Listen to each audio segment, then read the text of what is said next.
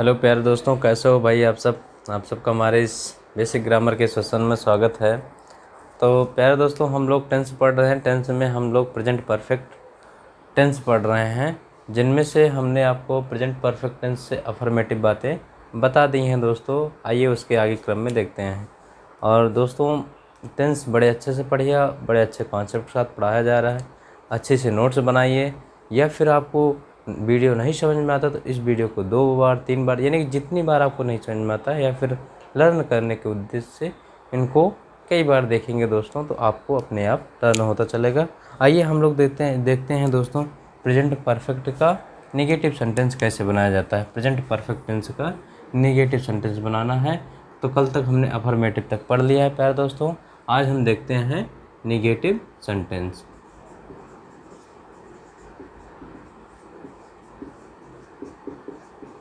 Negative sentence, देखिए भाई, ये नेगेटिव सेंटेंस क्या है। हम लोग जब जानते हैं कि प्रेजेंट परफेक्ट टेंस में क्या आता है भाई, क्या आता है, हैज आता है और हैव आता है हेल्पिंग वर्ब के रूप में, और इनके साथ मेन वर्ब की क्या आती है, थर्ड फॉर्म आती है।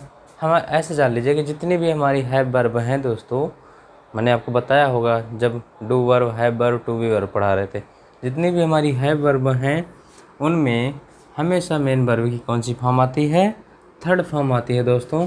ठीक, अब मैं नेगेटिव की बात कर रहा हूँ, तो आप ऐसे समझ लीजिए कि मेन वर्ब, ऑक्सिलरी वर्ब और मेन वर्ब के बीच में क्या शब्द लगा देगा, नॉट शब्द लगा देगा।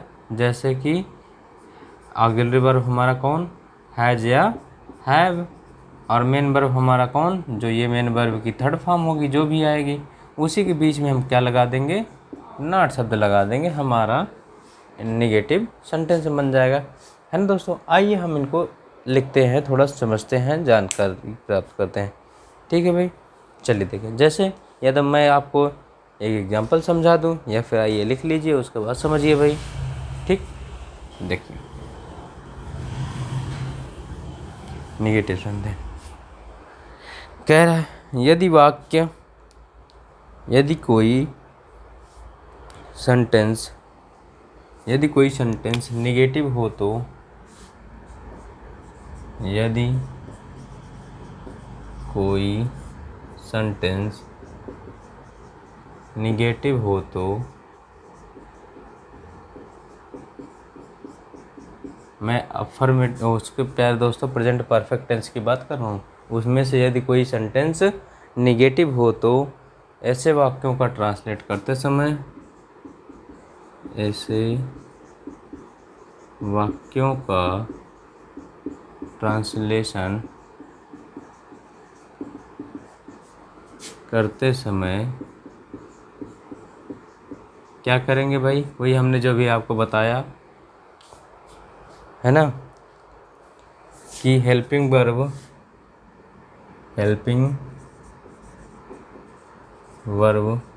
में कौन कौन, हैज और हैव, हेल्पिंग वर्ब और मेन वर्ब के बीच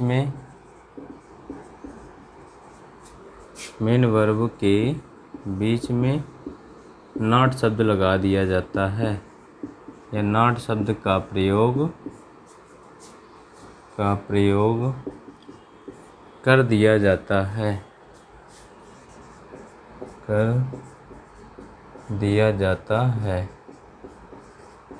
बातें क्लियर है भाई।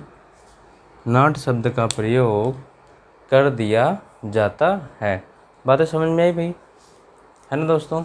तो ये चीज़ें देखिए, मैंने वही चीज़ें बताई कि हैज, हैव या मेन वर्ब की थर्ड फॉर्म, इन दोनों के बीच में नॉट शब्द का प्रयोग होता है। चलिए आइए, जैसे मैं आपको एग्जाम्पल से समझाता हूँ दोस्तों। मेरा छोटा भाई, जैसे मैं कह दूँ, मेरा छोटा भाई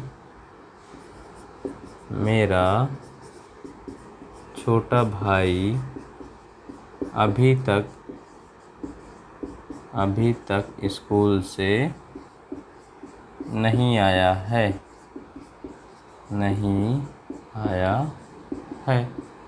अब ये ज़रा समझिए भाई, इनको कैसे करेंगे।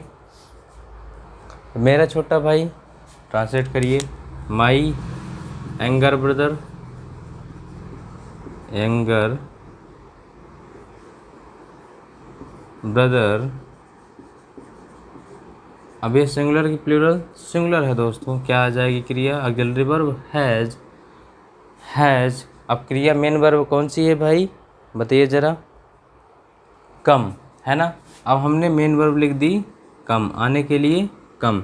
अब नहीं आया, अब ऑक्सिलरी वर्ब और मेन वर्ब के बीच में क्या लगा देंगे हम, नॉट शब्द लगा देंगे। तो क्या हो जाएगा, हैज़ नॉट कम, नहीं आया, है ना दोस्तों। ये कम, कम केम, ये थर्ड फॉर्म है भाई, हैज़ नॉट कम, कहाँ कहाँ नहीं आया भाई, कहाँ से नहीं आया, फ्रॉम स्कूल, फ्रॉम स्कूल, अभी तक, टिल नाउ, टिल नाउ, है ना दोस्तों, टिल नाउ या एट। ठीक है भाई, मेरा कहने का उद्देश्य यही था कि आप लोग नेगेटिव सेंटेंस में जानिए कि हैज़, नहीं तो पता चला हम सब्जेक्ट के बाद और मेन वर्ब से पहले लगा दें दोस्तों, तो सब्जेक्ट के बाद यानी कि यहाँ पर ब्रदर नॉट हैज़ कम हो जाएगा, तो वो रॉन्ग हो जाएगा दोस्तों। यानी कि ऑक्सिलरी और मेन वर्ब के बीच में हम किसका प्रयोग करते हैं, नॉट का प्रयोग करते हैं। आइए दूसरा एग्जाम्पल देखते हैं भाई, समझते हैं उनको हम।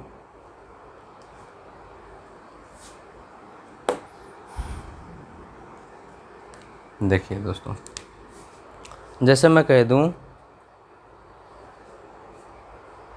सभी छात्रों ने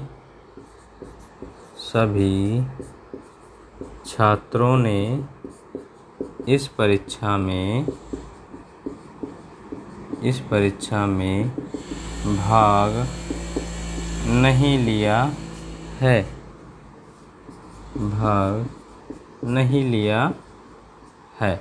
अब क्या करेंगे दोस्तों, सभी छात्रों ने इस परीक्षा में भाग नहीं लिया है दोस्तों, तो क्या करेंगे, ऑल स्टूडेंट्स,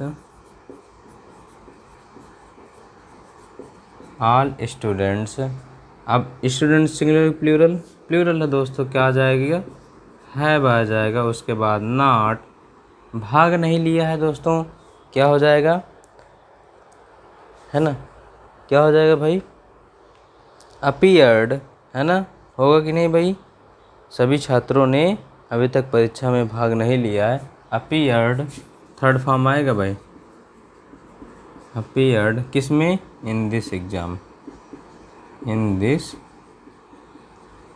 एग्ज़ाम। बात है क्लियर, किसी को कोई डाउट, किसी कोई समस्या भाई, देख लीजिए नॉट का वर्ड कहाँ, सबसे मेन पर्पज़ ये है दोस्तों कि आप नॉट का यूज सही जगह पर करें, गलत जगह पर नहीं करें दोस्तों, इसीलिए मैंने इनको दिखाया। चलिए देखिए, उस व्यक्ति ने अभी तक, थर्ड, उस व्यक्ति ने अभी तक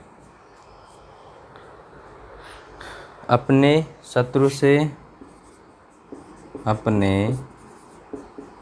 से समझौता नहीं किया है, समझौता नहीं किया है। अब ये क्या है भाई, ये भी तो वही नेगेटिव सेंटेंस है, ज़रा करिए इनको, क्या हो जाएगा भाई,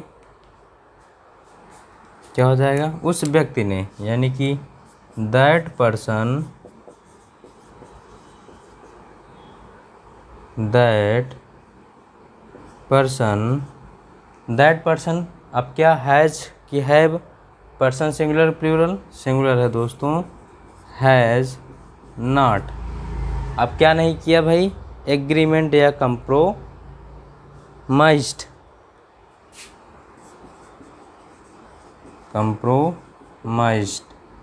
किसके साथ, अपने शत्रु के साथ, with his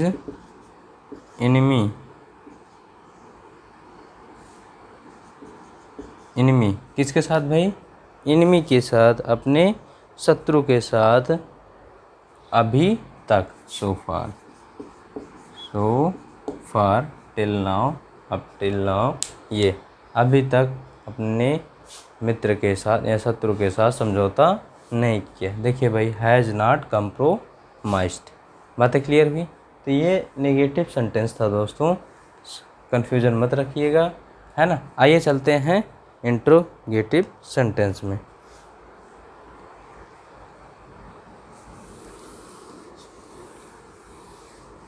interrogative sentence,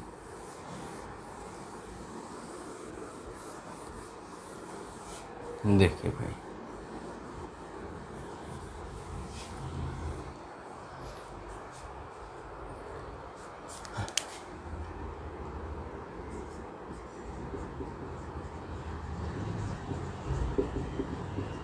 interrogative sentence.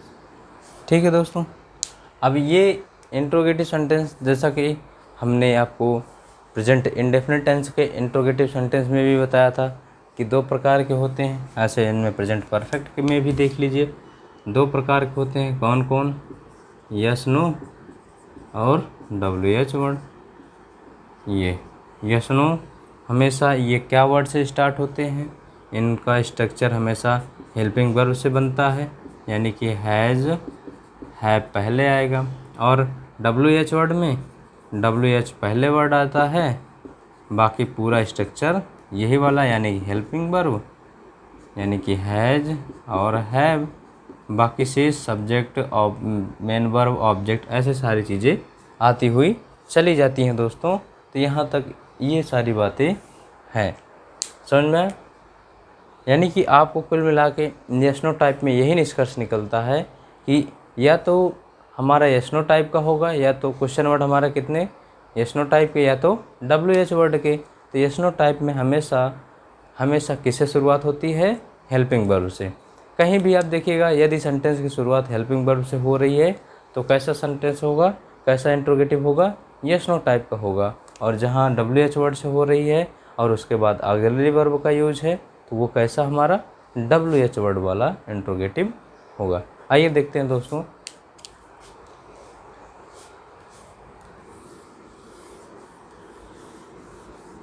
देखिए, ये दो प्रकार के होते हैं, ये दो प्रकार के होते हैं। ठीक है भाई। रूल नंबर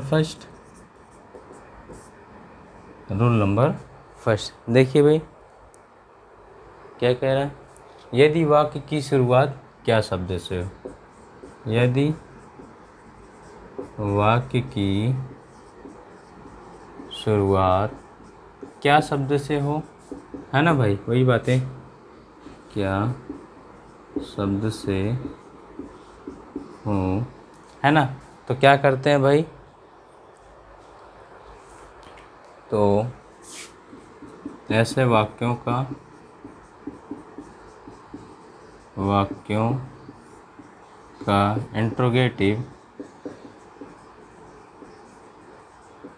इंट्रोगेटिव बनाते समय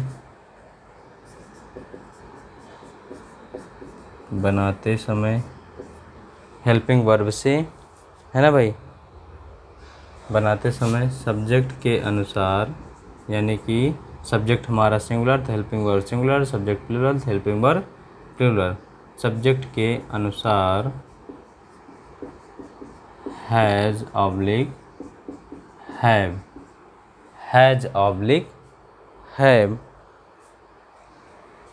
को हैव का प्रयोग सब्जेक्ट के पहले, हैज़ ऑब्लिक हैव का प्रयोग सब्जेक्ट के पहले किया जाता है, पहले प्रयोग किया जाता है। बातें समझ में आई भाई? ज़रा हम इनके स्ट्रक्चर की ध्यान दें। स्ट्रक्चर कैसे बनेगा भाई? देखिए, ये स्ट्रक्चर इस प्रकार से बनेगा।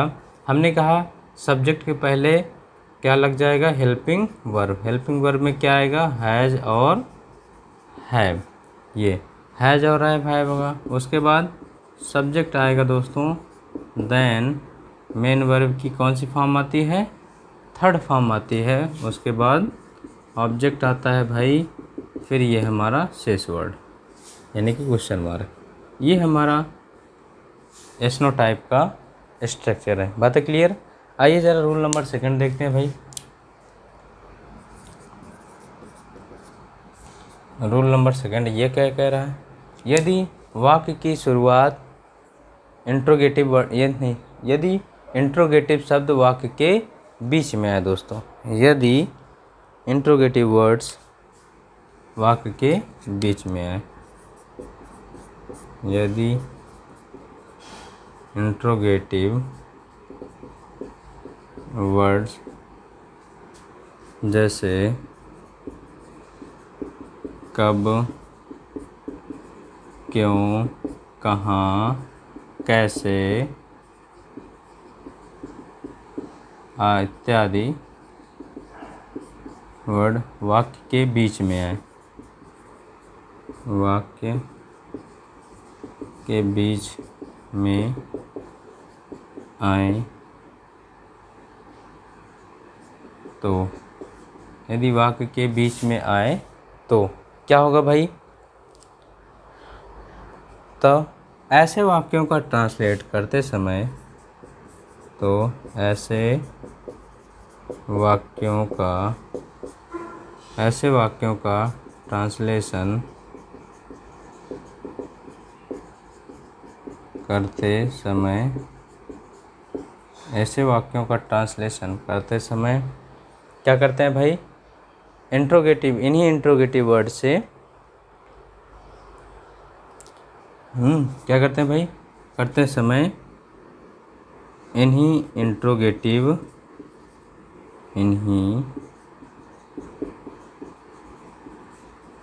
इंट्रोगेटिव शब्द से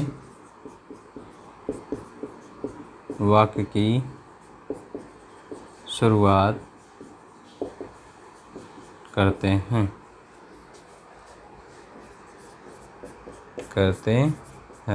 और बाकी का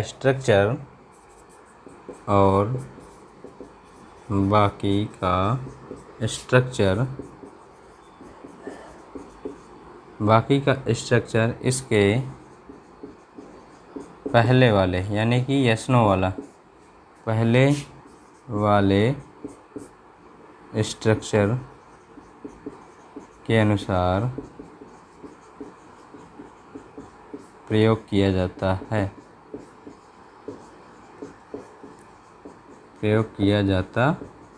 है। बात समझ में आई भाई। मैंने कहा ज़रा इनका है वो लिख लीजिए, स्ट्रक्चर तो समझ में आएगा। क्या है भाई, मैंने कहा कि दोस्तों यदि इंट्रोगेटिव वर्ड वाक्य के बीच में आए, इंट्रोगेटिव वर्ड वाक्य के बीच में आते हैं दोस्तों, तो सबसे पहले हम उन्हीं की अंग्रेजी लिख देते हैं, ये इंट्रोगेटिव वर्ड। ठीक है भाई, सबसे पहले इन्हीं की अंग्रेजी लिख देंगे। उसके बाद पूरा स्ट्रक्चर दोस्तों पहले वाला यानी कि जो यस-नो टाइप का है वही हूबहू यहाँ आ जाएगा, यानी कि हेल्पिंग वर्ब में क्या आ जाएगा, हैज़ और हैव। फिर दोस्तों सब्जेक्ट आएगा, उसके बाद मेन वर्ब की थर्ड फॉर्म आएगी, देन ऑब्जेक्ट आएगा। ये बातें क्लियर हुई कि नहीं भाई। जो मैं आपको बताना चाह रहा हूँ बातें क्लियर। देखिए मैंने वही लिखाया है कि इंट्रोगेटिव वर्ड वाक्य के बीच में आए तो ऐसे वाक्यों को ट्रांसलेट करते समय इन्हीं इंट्रोगेटिव शब्द से वाक्य की शुरुआत की जाती है और बाकी के स्ट्रक्चर इसके पहले वाले स्ट्रक्चर के अनुसार प्रयोग किया जाता है। बातें समझ में आई भाई। यहाँ तक किसी कोई डाउट, किसी कोई समस्या, नोट करिए भाई। चलिए आइए ज़रा एग्जाम्पल देखते हैं भाई। ये तो थी बेसिक बातें,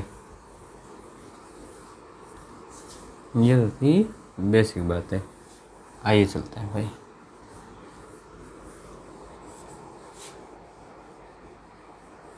एग्जाम्पल देखिए भाई,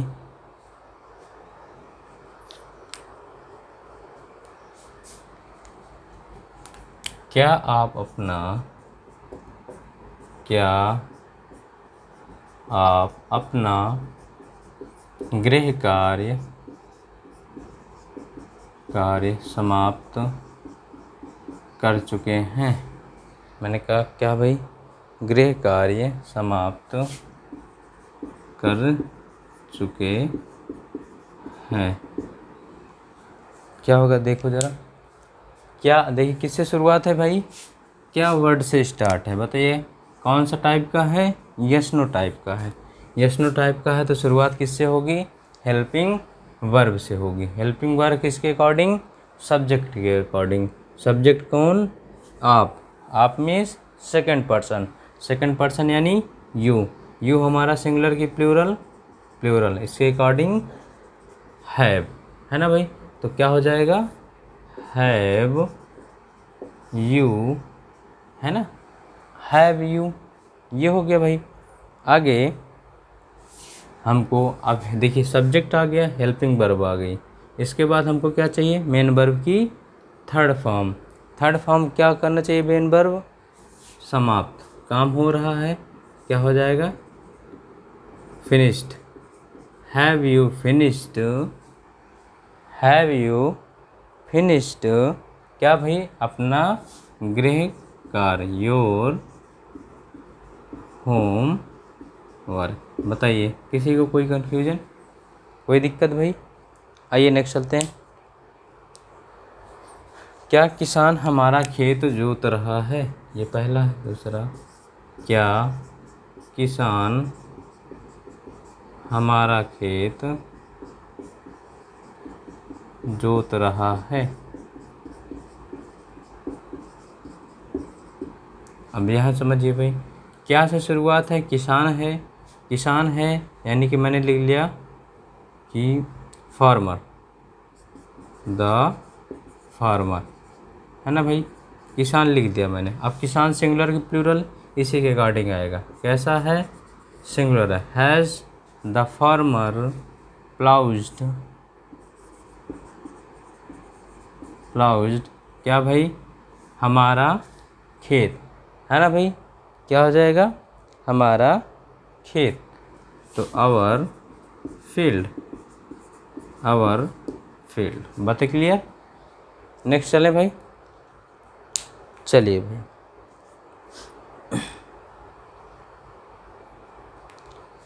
ठीक है, समझ में आया कि नहीं कि पॉइंट।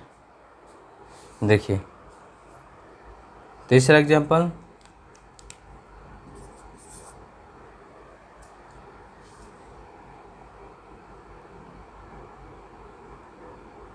धोबी कपड़ा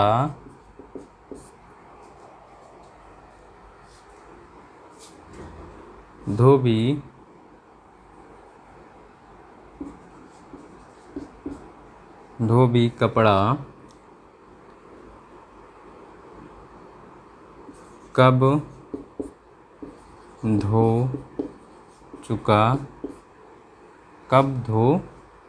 चुका है। अब देखिए भाई इसको ज़रा करिए, धोबी कपड़ा कब धो चुका है, तो धोबी है, कपड़ा कब धो चुका है। अब देखिए हमारा इंट्रोगेटिव वर्ड वाक्य के बीच में आया है, तो इन्हीं की अंग्रेजी सबसे पहले लिखेंगे व्हेन, उसके बाद हेल्पिंग वर्ब किसके अकॉर्डिंग, सब्जेक्ट के अकॉर्डिंग। सब्जेक्ट सिंगुलर की प्लूरल सिंगुलर, इसीलिए हैज़ द वाशर मैन,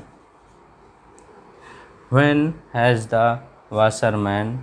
अब सब्जेक्ट भी हो गया, अब इसके बाद मेन वर्ब की third form washed,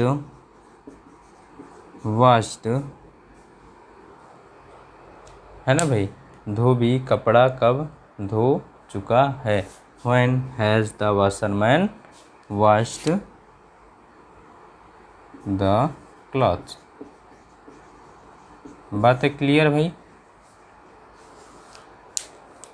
point clear हुआ कि नहीं बताइए। इंट्रोगेटिव सेंटेंस में इंट्रोगेटिव सेंटेंस दो प्रकार के बनते हैं, yes no type WH word. Yes no type की हमेशा शुरुआत क्या वर्ड से होती है, WH में कब क्यों कहाँ कैसे इंट्रोगेटिव वर्ड वाक्य के बीच में आते हैं दोस्तों। बस इतना सा आप जानते रहिए, बाकी स्ट्रक्चर तो मैंने आपको बनवा दिया है। ठीक है भाई, आइए चलते हैं अब इनमें समझते हैं हम आपको interrogative negative sentence. Interrogative negative sentence ये क्या कह रहा है,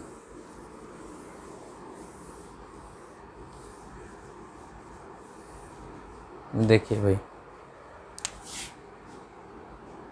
इंट्रोगेटिव निगेटिव सेंटेंस,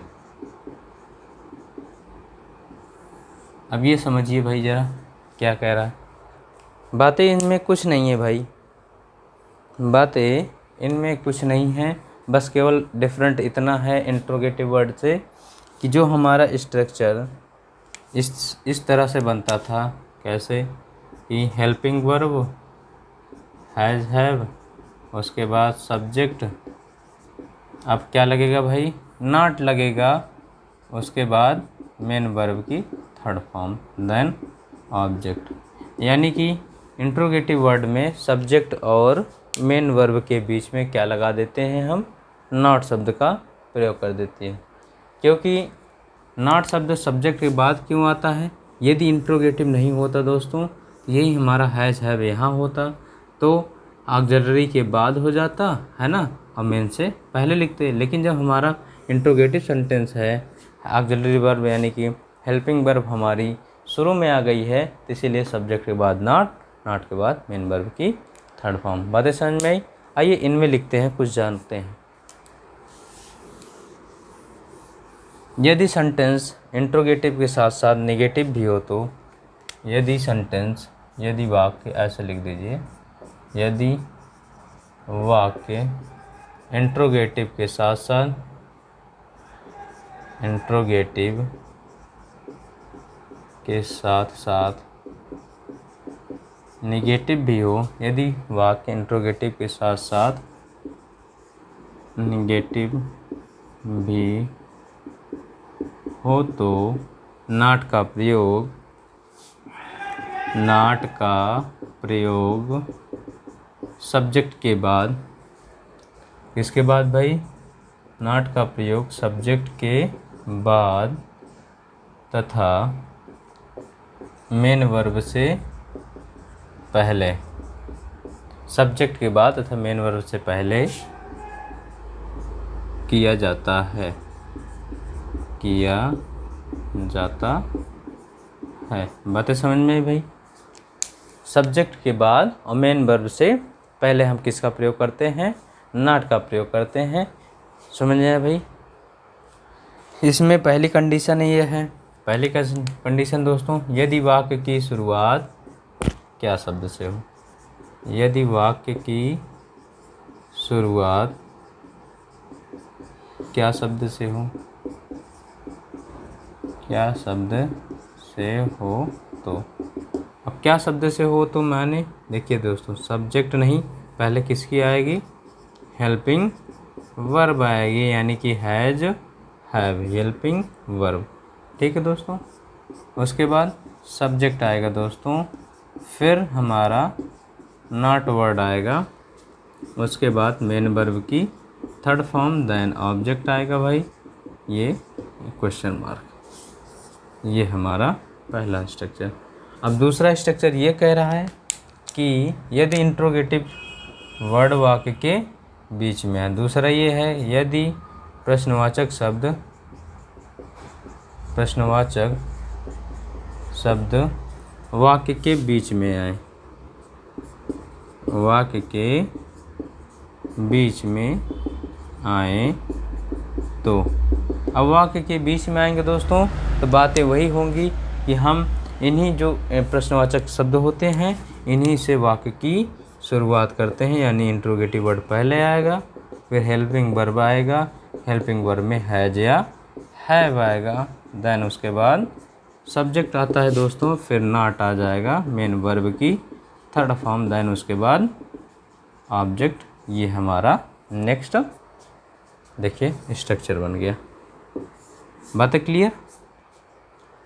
बस इतना सा ही अंतर है दोस्तों, बाकी इंट्रोगेटिव से और नॉट इंट्रोगेटिव नेगेटिव में कोई डिफरेंट है नहीं प्यारे बच्चों। तो ये चलिए आइए देखते हैं,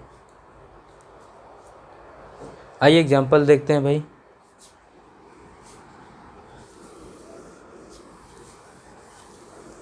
देखिए एग्जांपल, क्या सीता अपना गृह कार्य नहीं पूरा कर चुकी है?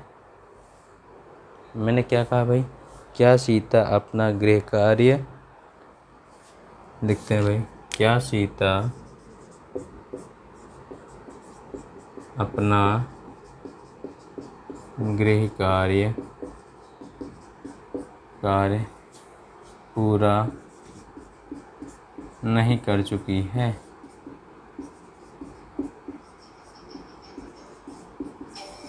नहीं कर चुकी है।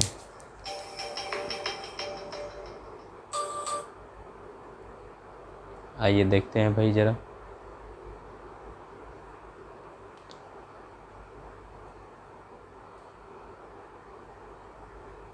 चलिए दोस्तों देखिए भाई, मैंने क्या कहा, क्या सीता अपना गृह कार्य पूरा नहीं कर चुकी है। इसका मतलब देखिए किससे शुरुआत है हमारी, क्या शब्द से शुरुआत है। क्या शब्द से शुरुआत है तो हमको सबसे पहले सब्जेक्ट ढूंढना पड़ेगा। सब्जेक्ट हमारा सिंगुलर की प्लूरल, तो दिख रहा है हमारा सीता, जो कि सिंगुलर है, इसके अकॉर्डिंग हैज़ आ जाएगा, है ना भाई। हैज़ सीता, है ना भाई, हैज़ सीता। उसके आगे भाई अब हमको क्या चाहिए, सब्जेक्ट के बाद not word. Has Sita not, अब हमको चाहिए मेन वर्ब। मेन वर्ब क्या हो जाएगा भाई, पूरा, यानी कि जिसको हम कंप्लीट। अब थर्ड फॉर्म चाहिए completed. Has Sita not completed अपना होमवर्क, हर होमवर्क।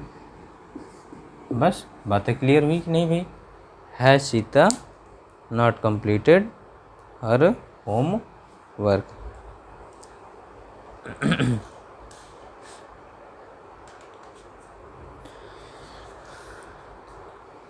क्या सब लड़के नहीं आ गए हैं? ये पहला। दूसरा, क्या सब लड़के नहीं आ गए हैं? क्या सब लड़के नहीं आ गए हैं? अब ज़रा बताइए भाई, कैसा सेंटेंस, इंट्रोगेटिव सेंटेंस है। और देखिए किससे शुरुआत है, क्या वर्ड से, क्या सब लड़के, मतलब ऑल बॉयज़। किसकी बात हो रही है भाई, सब लड़के की बात हो रही है, ऑल बॉयज़ की बात हो रही है। तो जब ऑल बॉयज़ की बात हो रही है भाई, तब हमारा जो ऑक्सिलरी वर्ब आएगा कैसा आएगा, प्लूरल आएगा। ये हमारा हैव ऑल द बॉयज़। उसके बाद not come, has not come. बातें समझ में आई भाई। एक एक चीज़ अच्छे से सीखते चलिए, है ना, कोई जल्दबाजी नहीं है, आराम से सीखते चलेंगे। देखिए टेंस है, कहते हैं भाई कि टेंस और पार्ट्स ऑफ स्पीच। यदि टेंस जो है उसका ढांचा है किसी ग्रामर का, तो जो पार्ट्स ऑफ स्पीच है उसकी आत्मा है। जैसा कहते हैं टेंस बॉडी है तो पार्ट्स ऑफ स्पीच सोल है दोस्तों। बिना टेंस यानी बिना बॉडी के सोल कोई काम का नहीं, और बिना सोल की बॉडी कोई काम का नहीं। तो इसीलिए मैं कह रहा हूँ दोस्तों, टेंस वगैरह इतने इत्मीनान से पढ़िए, आराम से पढ़िए, एक एक बात को समझते चलिए। आइए देखते हैं, तुमने पढ़ना क्यों नहीं छोड़ दिया है? देखिए मैं कह दूं, तुमने पढ़ना क्यों नहीं छोड़ दिया है। अब देखिए भाई, तुमने पढ़ना क्यों नहीं छोड़ दिया है। अब देखिए क्यों वर्ड वाक्य के बीच में आया है दोस्तों, तो क्यों वर्ड जब बीच में आया तो इसी का अंग्रेजी सबसे पहले लिखते हैं। सेकंड वाला स्ट्रक्चर फॉलो होगा, क्या हो जाएगा, वाई, उसके बाद सब्जेक्ट माने, उसके बाद हेल्पिंग वर्ब आएगा। किसके अकॉर्डिंग आएगा, सब्जेक्ट के अकॉर्डिंग आएगा। क्या आ जाएगा, हैव यू, फिर नॉट, है ना भाई, नॉट। अब क्या कर दिया, लीव कर दिया ना भाई, गिव अप कर दिया, लीव कर दिया, तो क्या हो जाएगा, given up. Given up, give up होता है छोड़ देना, तो थर्ड फॉर्म गिवन अप। क्या भाई, पढ़ना, क्या करना, पढ़ना, योर स्टडीज। बातें क्लियर हुई, बातें क्लियर हुई भाई, समझ में आया दोस्तों इतनी सी बातें, या मैं और एग्जांपल दूँ? चलिए एक और एग्जांपल देते हैं। देखिए देखिए और एग्जांपल समझ लीजिए भाई।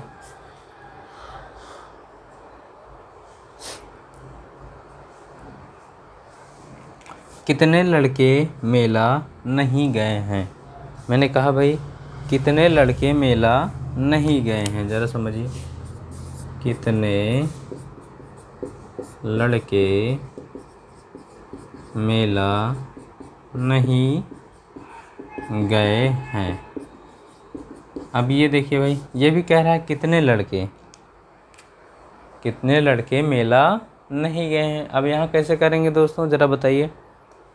तो यहाँ देखिए, जब भी कभी सेंटेंस में कितने, कितना, है ना, ऐसा कुछ सेंस दे, तो दोस्तों समझ लीजिएगा कि उससे लगा हुआ हमारा नाउन उसके साथ ही रहेगा, है ना। ज़रा देखिए कैसे, क्या हो जाएगा, हाउ मैनी बॉयज़, क्या हो जाएगा भाई, हाउ मैनी बॉयज़, ये इसी के साथ ही लगा रहेगा दोस्तों, कितने लड़के, हाउ मैनी बॉयज़। ठीक है भाई। अब सिंगुलर प्लूरल, सिंगुलर नहीं प्लूरल है दोस्तों, हैव गॉन। कहाँ गए दोस्तों, कहाँ गए, to the fair, fair means मेला। बातें समझ में, टू द फेयर, क्लियर। तो ये चीज़ें बातें आप अपने दिमाग में रखते चलिए। आइए चलते हैं दोस्तों, ये तो हमारा इंट्रोगेटिव नेगेटिव सेंटेंस हो गया प्रेजेंट परफेक्ट टेंस का। आइए प्रेजेंट परफेक्ट कॉन्टिन्यूअस देखते हैं। किसकी बात कर रहा हूँ, प्रेजेंट परफेक्ट कॉन्टिन्यूअस की।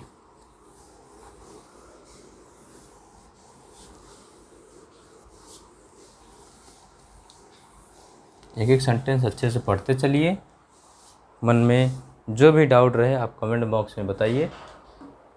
ठीक है दोस्तों, आइए चलते हैं। Present perfect continuous tense, present perfect continuous tense.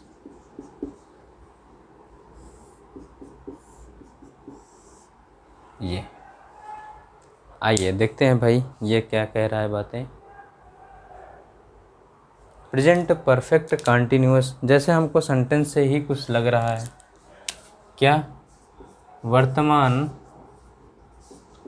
Perfect यानी कि पूर्ण, यानी कि जारी रहना समय।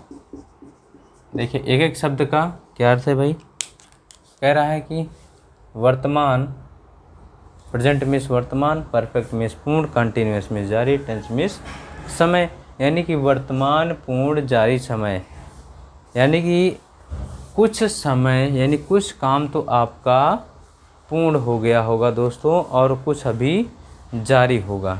मेरा कहने का मतलब कुछ समय, कुछ काम तो पूरा हो गया होगा और कुछ काम जारी रहेगा दोस्तों।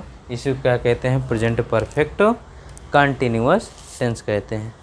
बातें क्लियर हो रही कि नहीं भाई, बताइए। मैंने क्या कहा, कुछ काम पूरा हो जाएगा, कुछ काम जारी रहेगा, आप समझिए। जैसे आप थोड़ा सा इनमें समझ लीजिए, बेसिक नॉलेज दे रहा हूँ, उसके बाद सारी बातें मैं लिखाऊंगा। अब देखिए प्रेजेंट परफेक्ट की बातें हो रही है, जब परफेक्ट की बातें हो रही हैं तो परफेक्ट में हम एक ही बातें जानते हैं किसका प्रयोग होता है, हैज़ और हैव का प्रयोग होता है। ठीक है भाई, हैज और हैव का प्रयोग होता है, ये चीज़ें मैं जानता हूँ। और इनके साथ हमेशा मेन वर्ब की क्या आती है, थर्ड फॉर्म आती है। लेकिन यहाँ एक बातें क्लियर है, एक बात आप जान रहे हैं, परफेक्ट का तो हमने हैज हैव ले लिया, उसके बाद कह रहा है कॉन्टीन्यूअस। क्या कह रहा है, कॉन्टीन्यूअस। तो कॉन्टीन्यूअस में हम एक बात सीखे हैं कि जिस भी क्रिया की फर्स्ट फॉर्म में आईएनजी लगा होता है वही हमारा कॉन्टीन्यूअस होता है। तो दोस्तों ज़रा बताइए कॉन्टीन्यूअस में क्या करेंगे, हम मेन वर्ब की फर्स्ट फॉर्म में क्या लगा देंगे, आईएनजी लगा देंगे। क्या लगा देंगे भाई, आईएनजी लगा देंगे। बातें समझ में आ रही कि नहीं, कुछ बताइए भाई, बातें समझ में आ रही कि नहीं कुछ, ठीक, कुछ समझ में आ रहा है भाई। मेन वर्ब की फर्स्ट फॉर्म में क्या लगा देंगे।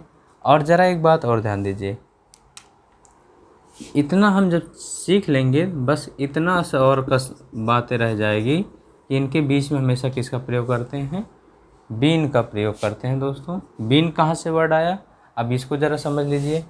ये देखिए, ये जो हमारा बी वर्ड है, बी वर्ड मीन्स ऐसे समझिए, इज, एम, आर, ये प्रेजेंट टेंस की बातें हो रही, ये वाज, वेयर पास्ट टेंस की बातें हो रही, ये हमारी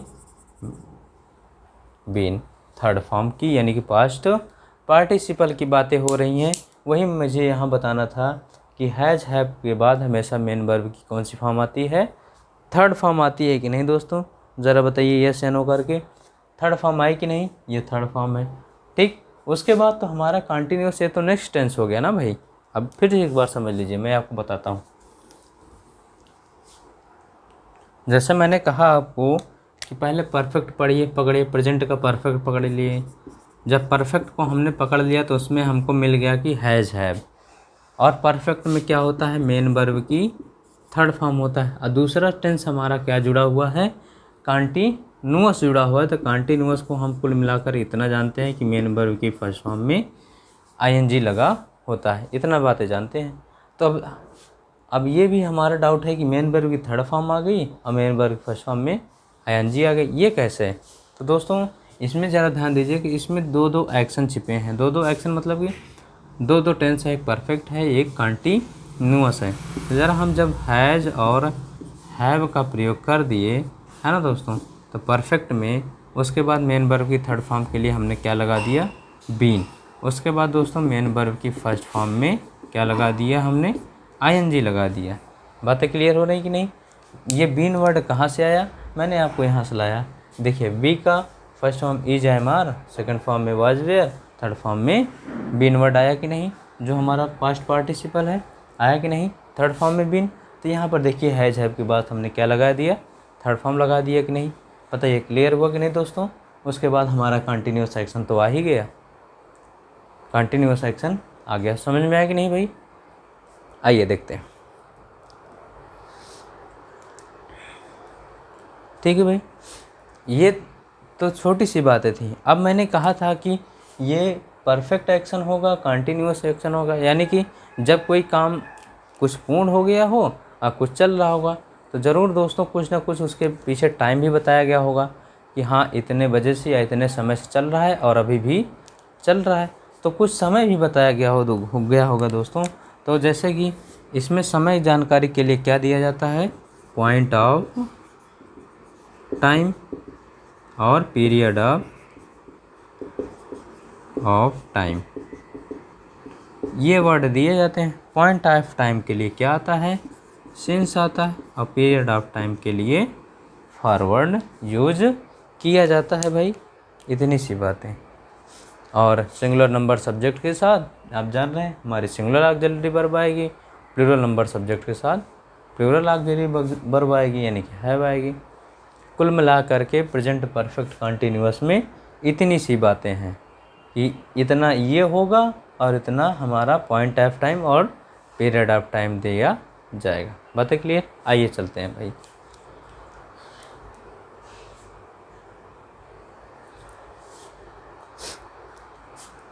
समझ में है भाई, चलिए।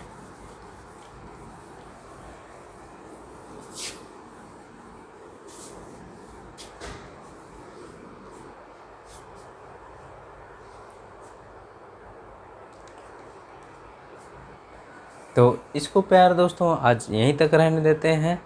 अब आपने समझ लिया होगा तो कल इसको लिखाना शुरू कर देंगे। तो ठीक है प्यारे बच्चों, मिलते हैं आपको नेक्स्ट वीडियो में। तब तक के लिए thanks for watching. Thank you.